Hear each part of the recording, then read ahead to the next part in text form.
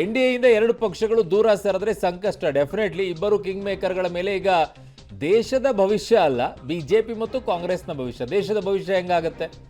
ದೇಶದ ಭವಿಷ್ಯ ಅಲ್ಲ ಅದು, ಅವರು ಪಾರ್ಟಿ ಎನ್ ಡಿ ಎ ಭವಿಷ್ಯ ಮತ್ತು INDIA ಭವಿಷ್ಯ ನಿರ್ಧಾರ ಆಗುತ್ತೆ, ಅದು ದೇಶದ ಭವಿಷ್ಯ ಆಗಲ್ಲ.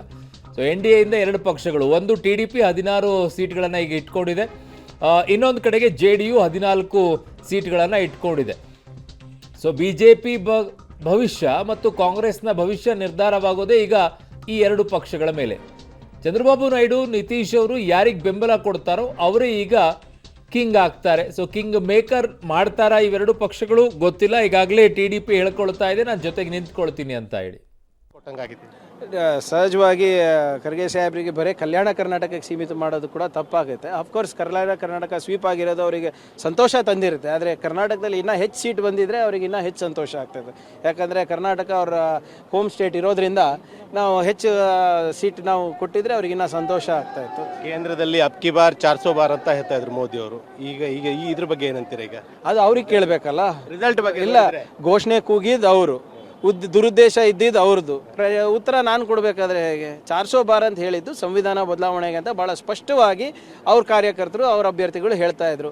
ಜನರು ಅದನ್ನು ನೋಡಿದ್ರು, ತಿಳ್ಕೊಂಡ್ರು, ಅದ್ರ ವಿರುದ್ಧವಾಗಿ ಆಶೀರ್ವಾದ ನಮಗೆ ಮಾಡಿದ್ದಾರೆ.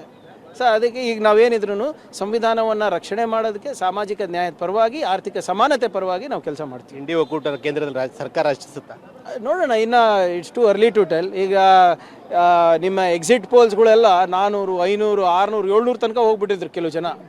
ಸೊ ಈಗೆಲ್ಲ ಬರುತ್ತೆ ಫಲಿತಾಂಶ, ಇನ್ನೂ 1-2 ತಾಸು ಕಾದು ನೋಡ್ರಿ. ಆದರೆ ಇದು ಯಾವ ವ್ಯಕ್ತಿ ನಾನು ನಿಮ್ಮ ಪ್ರಧಾನ ಸೇವಕ ಅಂತ ಬಂದರು, ಅದಾದಮೇಲೆ ಚೌಕಿದಾರ ಆದರು, ಏಕಾಏಕಿ ಸರ್ವಾಧಿಕಾರಿ ಆದಮೇಲೆ ದೇವಪುತ್ರನೇ ಆಗ್ಬಿಟ್ರು, ಅವ್ರಿಗೆ ಒಂದು ಒಳ್ಳೆಯ ಸಂದೇಶ ಜನರು ಕಳಿಸಿದ್ದಾರೆ. ಸಂವಿಧಾನ ಉಳಿಯುತ್ತೆ. ಸರ್, ಇರೋದೇ 543 ಸೀಟ್ ಸರ್. 600, 700 ಯಾರು ಕೊಡೋಕ್ಕಾಗತ್ತೆ? ಕೊಟ್ಟರೆ ಅವನಷ್ಟು ಮೂರ್ಖ ಇನ್ಯಾರು ಇಲ್ಲ. ನೀವು ಹೇಳ್ತಿರಲ್ಲ ಸರ್, ನಿಮ್ಗೆ ಏನೋ ಅಂದ್ಕೊಂಡ್ರೆ ನೀವು ಅದನ್ನೆಲ್ಲ 600, 700 ಅಂತೆಲ್ಲ ಹೇಳ್ತಿರಲ್ಲ. ಏನು ಸರ್ ನಿಮಗೆ 100 ಕೊಟ್ಟಿದ್ದಾರೆ ಅಷ್ಟೇ, ಕಾಂಗ್ರೆಸ್ಸಿಗೇನೆ ಪೂರ್ಣವಾಗಿ ಕೊಟ್ಟಿಲ್ಲ. ಕಾಂಗ್ರೆಸ್ಸಿಗೆ ಕೊಟ್ಟಿರೋದು ಬರೀ 100. ಸೊ ಸಂವಿಧಾನ ಬದಲಾವಣೆ ಮಾಡೋದಕ್ಕೋಸ್ಕರ ಜನ ಕೊಟ್ಟಂಥ ಸೀಟ್ಗಳಲ್ಲ ಇದು, ಆಯಾ ರಾಜ್ಯಗಳಲ್ಲಿರುವಂಥ ಅವರವರ ವಿಚಾರಗಳಲ್ಲಿ ಕೊಟ್ಟಿದ್ದಾರೆ. ಹಂಗೆ ಕೊಡೋದಾಗಿದ್ರೆ ನಿಮ್ಗೆ 22 ಕೊಡಬೇಕಾಗಿತ್ತು. ಇಲ್ಲಿ ಯಾಕೆ ಕೊಡಲಿಲ್ಲ? ಕರ್ನಾಟಕದಲ್ಲಿ 136 ಸೀಟ್ ಇದ್ರು